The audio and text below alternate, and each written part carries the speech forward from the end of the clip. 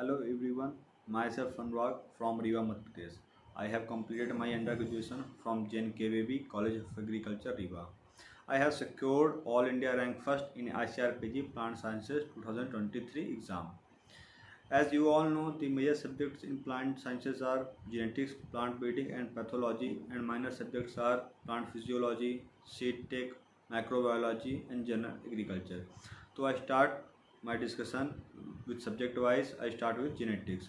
तो current year में genetics से लगभग 30 क्वेश्चंस आए हुए थे। जेनेटिक्स के लिए आपको mainly BD Singh book prefer करनी है। उसमें आप कुछ चैप्टर स्किप कर सकते हैं, like chapter number 27, 28 and last के 4 चैप्टर आप स्किप कर सकते हैं। लेकिन उसके अलावा जो भी चैप्टर्स हैं उसको आपको thoroughly and line by line पढ़ना है। उसमें भी वो चैप्टर्स जो आपके सिलेबस में दिए हुए हैं उसको तो आपको बहुत ही अच्छे से पढ़ना है। एंड कुछ ऐसे भी टॉपिक्स हैं जो आपके सिलेबस में नहीं है जेनेटिक्स में, उसको भी आपको अच्छे से पढ़ना है। लाइक जैसे मार्कर्स हो गया, क्रिस्पर कैस हो गया, ट्रांसपोज़ान हो गया, म्यूटेशन हो गया, तो आपके सिलेबस में नहीं है लेकिन अल्टरनेट ईयर में इनसे क्वेश्चंस आते हैं। तो इन टॉपिक्स को भी आपको बहुत ही अच्छे से देखना है। डिफरेंट सोर्स से या बीडी सिंह से आप देख सकते हैं। एंड अगर आप बीडी सिंह के अलावा कोई दूसरा सोर्स प्रेफर करना चाहें तो कर सकते हैं, लेकिन यहाँ पास आपको एक ही बात ध्यान में रखनी है, आपको कंपाइलेशन ज़रूर करना है। लाइक जेनेटिक्स बुक में ही कर लीजिए। अगर एक चैप्टर में आपको कोई न्यू इन्फॉर्मेशन मिलती है किसी नोट से या किसी बुक से, तो आप कंपाइल करते जाइए या फिर आप अपना स्वयं का नोट्स बना सकते हैं। एंड प्लांट ब्रीडिंग, तो प्लांट ब्रीडिंग से करंट ईयर में लगभग 22 क्वेश्चंस आए हुए थे। प्लांट ब्रीडिंग के लिए बीडी सिंह सफिशिएंट बुक है, लेकिन कुछ चैप्टर्स हैं जिसके लिए आप दूसरी सोर्स प्रेफर कर सकते हैं। बीडी सिंह में आपको स्टार्टिंग 1 चैप्टर से लेकर क्लोनल सिलेक्शन तक के चैप्टर को थरोली पढ़ना है and line by line, and last के 5 चैप्टर्स को। एंड इसमें इडियोटाइप ब्रीडिंग का एक चैप्टर है, उसको भी आपको अच्छे से देखना है। एंड जो स्ट्रेस ब्रीडिंग के चैप्टर दिए हुए हैं उसमें आपको मेनली चार्ट्स पर फोकस करना है, क्योंकि क्वेश्चंस जो आते हैं उसमें अधिकतर चार्ट से ही आते हैं। अब बीडी सिंह या प्लांट ब्रीडिंग में मोस्ट इंपॉर्टेंट आपका चैप्टर हो जाता है रिप्रोडक्शन।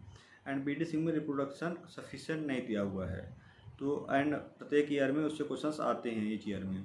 तो आपको अगर डिफरेंट सोर्स से रिप्रोडक्शन से रिलेटेड कुछ भी अगर न्यू इन्फॉर्मेशन मिलती है या नई चीज़ें मिलती हैं तो आपको ऐड करते जाना है। जैसे बीडी सिंह ने दिया हुआ है पॉलिनेटर्स, पॉलिनाइजर्स में क्या डिफरेंस है, टाइप ऑफ इन्फ्लोरेसेंस एंड बहुत सारी चीज़ें, तो आप उसके लिए डिफरेंट सोर्स प्रेफर कर सकते हैं। एंड इंटेलेक्चुअल प्रॉपर्टी राइट्स भी बीडी सिंह में सफिशिएंट नहीं है, तो उसके लिए भी आप डिफरेंट सोर्स प्रेफर कर सकते हैं।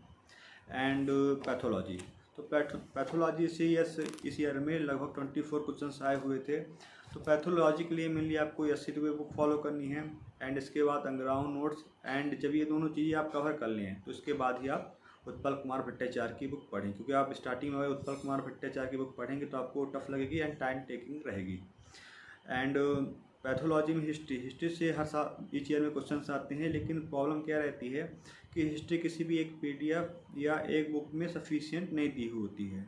तो अगर हिस्ट्री के लिए आप डिफरेंट सोर्स प्रेफर ज़रूर करिए। कहीं से भी आपको किसी बुक का राइटर मिल रहा है या फिर कोई हिस्ट्री से रिलेटेड इंसिडेंट्स है तो उसको एक नोट्स या एक पीडीएफ या बुक में कंपाइल करिए। एंड उसके अलावा पैथोलॉजी में आपको माइक्रो ऑर्गेनिज्म बहुत ही अच्छे से पढ़ना है, लाइक फंगी हो गया, बैक्टीरिया, वायरस, वायरॉइड्स। इनके बीच में आपको क्लासिफिकेशन पता होना चाहिए, इनका डिफ्रेंसीशन, इनके बीच में क्या डिफरेंस है, कौन प्रोकैरियोट्स है, कौन यूकैरियोट्स है, इनके स्ट्रक्चर में क्या डिफरेंस है, मतलब इस सभी चीज़ें आपको नॉलेज होना चाहिए। एंड क्लासिफिकेशन, तो बैक्टीरिया का क्लासिफिकेशन तो उतना इंपॉर्टेंट नहीं है क्योंकि उससे क्वेश्चंस नहीं आ रहे हैं उसमें, तो आपको mainly transformation, transduction and conjugation पर फोकस करना है एंड देयर न्यूट्रिशनल बिहेवियर पर फोकस करना है। बट फंगी एंड वायरस का क्लासिफिकेशन मोस्ट इंपॉर्टेंट है, क्योंकि हर ईच ईयर में इससे क्वेश्चंस आते ही आते हैं। तो फंगी क्लासिफिकेशन यसी दुबे में उतना अच्छे से नहीं दिया हुआ है या थोड़ा पुराना है, तो उसके लिए आप क्लास नोट्स या एनजी रंगा अंग्राउंड नोट्स फॉलो कर सकते हैं।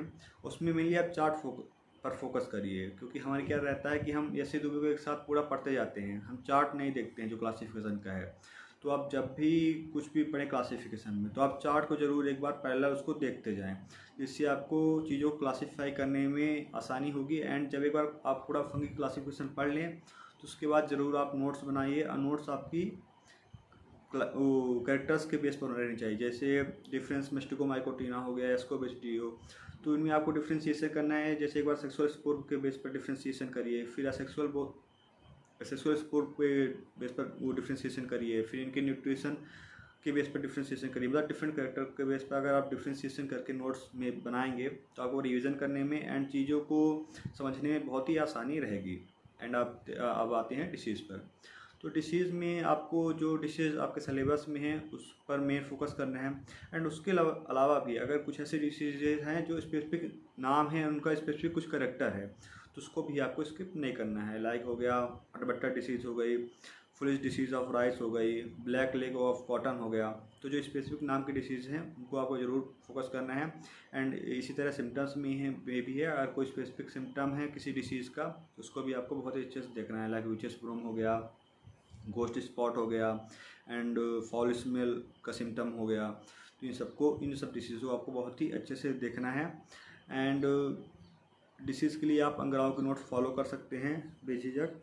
एंड डिसीज़ जैसे जो आपके सिलेबस में सिम्टम्स दिए हुए हैं, लाइक विल्ट हो गया, विचेस ब्रूम हो गया, तो इसको आपको ब्रॉड स्टडी करनी है। लाइक जैसे मैं विल्ट का एग्जांपल दूंगा, इस साल भी इससे क्वेश्चन आए थे। तो विल्ट में आपको सब चीज़ें पता होनी चाहिए, लाइक विल्ट किसके किसके द्वारा होता है, एंड जैसे बैक्टीरिया एंड फंगी द्वारा। एंड जब वो बैक्टीरिया फंगी कॉज करते हैं डिसीज़ तो उनके सिम्टम में क्या डिफ्रेंशिएशन रहता है, एंड किस प्लांट में फंगी द्वारा होता है एंड किस प्लांट में बैक्टीरिया द्वारा होता है, और उनके लिए फेवरेबल कंडीशन क्या होती हैं। तो मतलब सिम्टम्स से रिलेटेड जो अभी सिलेबस में सिम्टम्स हैं उससे रिलेटेड सभी चीज़ें आपको पता होनी चाहिए। एंड एपिडेमियोलॉजी के लिए आप PNG रंगा का बुक फॉलो कर सकते हैं, नोट्स फॉलो कर सकते हैं, उसमें कंप्लीट दिया हुआ है। एंड आपको SC दुबे में आर्किया के बारे में अच्छे से नहीं दिया हुआ है। आर्किया से क्वेश्चन आते हैं तो आपको आर्किया एंड बैक्टीरिया का डिफ्रेंशिएशन बहुत ही अच्छे से पता होना चाहिए। इसके लिए आप आर्किया के लिए आप थारोन कपूर की भी फॉलो कर सकते हैं, उसमें डिफ्रेंशिएशन अच्छे से दिया हुआ है। एंड हम सब आते हैं अब माइक्रोबायोलॉजी में। तो माइक्रोबायोलॉजी के लिए आपको थारो एंड कपूर की बुक फॉलो करनी है, लेकिन इसमें आपको सभी चैप्टर्स नहीं पढ़ने हैं। स्टार्टिंग के 4 चैप्टर्स को आपको टॉपिक बाय टॉपिक, एंड इसमें आपको प्रत्येक लाइन को पढ़ना है एंड थ्रोली पढ़ना है। बट इसके अलावा जो चैप्टर्स हैं उसमें आपको टॉपिक देखना है, ऐसे टॉपिक जो आपके सिलेबस में है, केवल उन्हीं टॉपिक को पढ़िए, सभी पूरा चैप्टर मत पढ़िए। लाइक इसमें थारोन कपूर में नाइट्रोजन फिक्सेशन हो गया एंड बायोगैस हो गया, बैक्टीरिया आर्किया का क्लासिफिकेशन बहुत अच्छे से दिया हुआ है। तो इन चीज़ों को आपको थारोन कपूर की बुक से देखना है।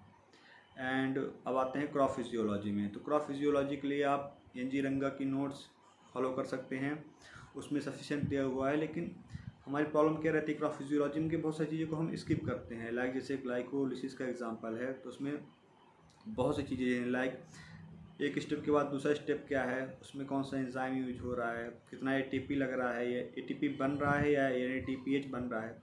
तो ये चीज़ें भी आपको क्लियर होनी चाहिए। लगभग अभी 1-2 साल में ये ऐसे क्वेश्चंस नहीं बन रहे हैं, लेकिन आने वाले ईयर्स में ऐसे क्वेश्चंस आ सकते हैं। तो आपको छोटी जो चीज़ें हैं उसको भी स्किप नहीं करना है, line by line crop physiology पढ़ना है, क्योंकि टॉपिक भी इसको कम ही है, 3-4 टॉपिक्स हैं बस।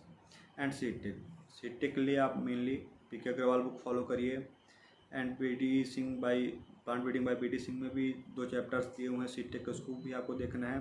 And seed signed and plants, इसको भी आपको अच्छे से देखना है। सीटेक में मेन प्रॉब्लम यही है, किसी एक PDF एक नोट्स में आपको कंप्लीट इन्फॉर्मेशन नहीं मिलेगी, जो कि मैंने अभी 3 चीज़ें बताई। इसके अलावा भी अगर आपको किसी नए सोर्स या क्लास नोट से कुछ भी मिलता है तो आप उसको ज़रूर कंपाइल करिए, ये आपके लिए बेनिफिशियल रहेगा। अब सीटेक में अब जैसे क्या हो गया, आपको कंप्लीट प्रोसेस पता होना चाहिए लाइन बाय लाइन, जैसे पॉलिनेशन से लेकर फर्टिलाइजेशन से लेकर एम्ब्रियो डेवलपमेंट तक। उसमें जो जो चीज़ें हो रही हैं, आपको उनमें क्या हार्मोनल चेंजेस प्लांट में हो रहे हैं ये पता होना चाहिए। Type of pollination, type of fertilisation, मतलब आप जितना उसका ब्रॉड स्टडी कर पाएंगे उतना आपके लिए बेनिफिशियल रहेगा। एंड सीड में हो गया आपको उसका स्ट्रक्चर, उसका क्लासिफिकेशन, उसकी फिजियोलॉजी, एंड उसमें डोरमेंसी के लिए कौन से फैक्टर ज़रूरी हैं या रहते हैं, तो उसके लिए आपको अच्छे से पढ़ना है।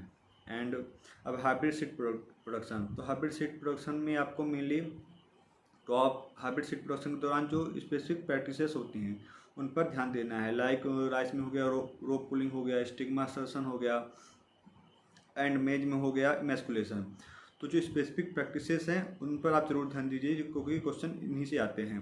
एंड जो डाटा रिलेटेड क्वेश्चन हो गया, जैसे आपका सीटेक में एक प्रोसेसिंग से रिलेटेड क्वेश्चन रहता है, तो वो तो लगभग पक्का रहता है। अगर आप उसको एक चार्ट को पूरा पढ़ लेंगे तो आप जितनी भी मशीनें हैं उनका वर्क क्या है तो आप उसके क्वेश्चन कर पाएंगे। लेकिन जो क्वेश्चंस हो गए जर्मिनेशन से लेकर एंड आपके जो डिस्टेंस रहती है, इनसे क्वेश्चन रहेगा। तो ये इससे थोड़ा क्वेश्चन टफ बनते हैं, इसको आपको बहुत ही अच्छे से देखना है।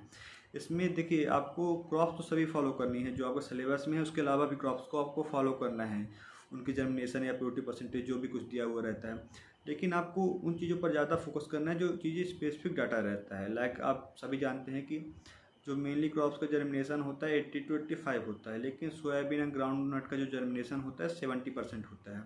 ऐसे ही वाटरमेलन का जो प्योरिटी होती है 100% होती है। तो जो क्रॉप्स में कुछ स्पेसिफिक डाटा रहते हैं उससे क्वेश्चंस हर साल बनते हैं, तो आपको स्पेसिफिक डाटा पर ज़्यादा ध्यान देना है। एंड अच्छा तो ये हुआ कि आप उसके पीछे का अगर कारण जान पाएँ, लाइक कि वो सोयाबीन या ग्राउंड नट में जो जर्मिनेशन है तो कम क्यों है, उसके लिए हमको क्या क्या प्रैक्टिसेस करनी पड़ती हैं, ग्रोइंग, प्रोसेसिंग एंड स्टोरेज। तो ये आपके लिए बहुत ही बेनिफिशियल रहेगा। एंड इसका एक ही मूल मंत्र सीटे का, रिवाइज करते जाइए आप। तो जितना रिवाइज करेंगे उतना ही आपके लिए बेनिफिशियल रहेगा। एंड जनरल एग्रीकल्चर, तो जनरल एग्रीकल्चर के लिए आप नेमरा सुंडा प्रेफर करिए बिल्कुल। एंड अगर आपके पास टाइम है तो कैटान भी पढ़ा जा सकता है। लेकिन आप इसमें क्या कहते हैं, जनरल एग्रीकल्चर में एक काम करना है कि कम से कम एग्ज़ाम के 1.5 मंथ पहले आप जनरल एग्रीकल्चर बुक को पढ़ लीजिए और कम से कम 2-3 बार इसका रिवाइज कर लीजिए। क्योंकि एग्ज़ाम के एक मंथ पहले आपको इतना टाइम नहीं मिलेगा कि आप मेजर एंड माइनर सब्जेक्ट के साथ साथ जनरल एग्रीकल्चर को भी टाइम दे पाएँ। तो अगर आप 1-1.5 मंथ पहले उसको पढ़ लेते हैं, रिवाइज कर लेते हैं, तो अगर क्वेश्चंस आते हैं तो आप उसको ज़रूर अच्छे से अटेम्प्ट कर पाएंगे। क्वेश्चन इतने टफ नहीं रहते हैं। एंड ओवरऑल मैं अब एग्ज़ाम में कुछ पॉइंट्स की बात करूँगा कि ओवरऑल आपको प्रिपरेशन में क्या चीज़ें ध्यान में देनी है। सबसे मेन होता है एग्ज़ाम में आपको प्रीवियस ईयर क्वेश्चन को एनालाइज करना। तो आप जब भी फ्री हो या आपका पढ़ने का मन ना कर रहा हो तो आप सिंपल क्या करना है, आपको प्रीवियस ईयर क्वेश्चन उठाना है किसी भी ईयर के, लगभग 3-4 ईयर्स में जो क्वेश्चन पेपर है, और आपको बार बार उसका एनालाइज करना है। आप एक ईयर क्वेश्चन को कम से कम कितनी बार भी एनालाइज कर सकते हैं, उससे आपका टाइम का बिल्कुल नुकसान नहीं होगा। आप हर बार कुछ नया चीज़ उसमें जान पाएंगे एंड एग्ज़ाम को पैटर्न को समझ पाएंगे। तो आप जितना बार हो सके एनालाइज करिए। एंड जूनियर्स का अधिकतर क्वेश्चंस रहता है डिफरेंट सोर्स को लेकर कि बीडीसी पढ़ना है या डिफरेंट सोर्स क्या क्या पढ़ना है। तो आप इसमें सजेशन यही है मेरा कि आप कभी अगर आपके पास टाइम है तो आप बिल्कुल डिफरेंट सोर्स को पढ़िए, इससे आपको नुकसान नहीं होगा, फ़ायदा ही होगा, क्योंकि आपका रिवीजन भी साथ साथ में होगा। एंड आप जो क्वेश्चंस भी बन रहे हैं आप देखेंगे किसी एक बुक से नहीं बनते हैं। तो आप अगर डिफरेंट सोर्स को प्रेफर कर पाएंगे तो आप नंबर ऑफ क्वेश्चन ज़्यादा अटैम्प्ट कर पाएंगे। लेकिन इसमें बात यही ध्यान में रखनी है कि कंपाइलेशन ज़रूर करना है, क्योंकि रिवीजन टाइम में आपको प्रॉब्लम हो जाएगी। एंड आप एक क्वेश्चन रहता है रिवीजन से रिलेटेड, तो रिवीजन में आपको सब एग्ज़ाम से 3 या 4 मंथ पहले आपको उन चीज़ों का रिवीजन ज़्यादा करना है जो चीज़ें टफ हैं या आपसे नहीं आ रही हैं। तो चीज़ें सिंपल हैं आपसे बन रही है तो बार बार उसी चीज़ का रिवीजन करने में आपको ज़्यादा फ़ायदा नहीं होगा और ओनली टाइम का वेस्टेज होगा। तो आप एग्ज़ाम से 3-4 मंथ पहले जो टफ चीज़ें उनको बार बार रिवाइज करिए। एंड जब 1.5 ईयर बचे आपको एग्ज़ाम के पहले, तब उस टाइम केवल आप एक बार सिंपल एंड टफ सभी चीज़ों को एक साथ रिवाइज कर लीजिए, जिससे आप एग्ज़ाम में अच्छा स्कोर कर पाएँ। एंड ड्यूरिंग स्टडी आपको किसी एक भी दिन में एक सब्जेक्ट को कभी भी टारगेट नहीं करना चाहिए। जैसे आपको अगर मन किया कि जेनेटिक्स पढ़ने में हमको बहुत अच्छा लग रहा है तो केवल एक दिन जेनेटिक्स पढ़ें, एक दिन पैथो पढ़ें, ऐसा नहीं करना है। आप टाइम टेबल बनाइए, एक दिन कम से कम 2 या 3 सब्जेक्ट लेकर चलिए, जिससे आपकी प्रोडक्टिविटी इंक्रीज़ हो। एंड एग्ज़ाम के एक रात पहले आपको बिल्कुल भी रिवाइज नहीं करना है, बुक बंद कर देनी है। इसका मेन कारण क्या है कि अगर आप देखेंगे जो क्वेश्चंस आते हैं तो डायरेक्ट बुक से उठा के नहीं दिए जाते हैं, वहाँ पास आपको अपनी एनालिटिकल थिंकिंग लगानी पड़ती है और सोचना पड़ता है। तो आप तभी कर पाएंगे जब आप रिवीजन आप बंद करेंगे। और इसके लिए एक मेरा सजेशन रहेगा कि आप एग्ज़ाम के पहले कम से कम 2 या 3 जरूर मॉक टेस्ट दीजिए। जैसे रात को हो गया 1-2 मॉक टेस्ट दे सकते हैं। एंड सुबह आप एग्ज़ाम में जाने से पहले आप एक मॉक टेस्ट जरूर दीजिए, ये ज़रूर बेनिफिशियल रहेगा, आपको एग्ज़ाम टाइम में सोचने में मदद करेगा ये आपकी।